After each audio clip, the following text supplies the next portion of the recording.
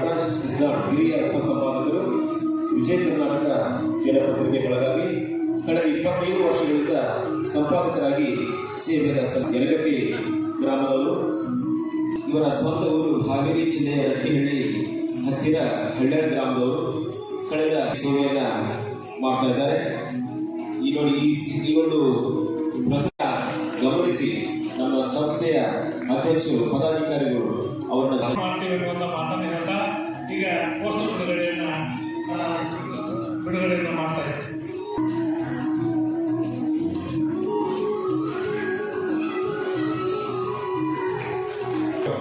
ನಾವು ವಚನಗಳನ್ನೆಲ್ಲರೂ ಕೇಳಿದ್ದೀವಿ. ನುಡಿದರೆ ಮುತ್ತಿನ ಹಾರದಂತಿರಬೇಕು, ನುಡಿದರೆ ಮಾಣಿಕ್ಯದ ದೀಪ್ತಿಯಂತಿರಬೇಕು, ನುಡಿದರೆ ಸ್ಫಟಿಕದ ಸಲಾಂತ ನಿದರ್ಶನ ಅಂತಂದ್ರೆ ಆ ಮುದ್ದು ವಿದ್ಯಾರ್ಥಿ ಅಂತಕ್ಕಂಥ ಮಾತನ್ನು ಬಹಳಷ್ಟು ಕಮ್ಮಿ ಹೇಳಲಿಕ್ಕೆ ಇಷ್ಟಪಡ್ತಾರೆ. ಮತ್ತು ಒಳ್ಳೆಯ ರೀತಿಯಿಂದ ಮಾತಾಡಿರ್ತಕ್ಕಂಥದ್ದನ್ನು ನೋಡಿ ಬಹುಶಃ ವಿ ಸಡನ ಮೇಡಮ್ ಅವರದ್ದು ನಾವು ಎಷ್ಟು ಹೇಳಿದ್ರು ಕೂಡ ಕಡಿಮೆ.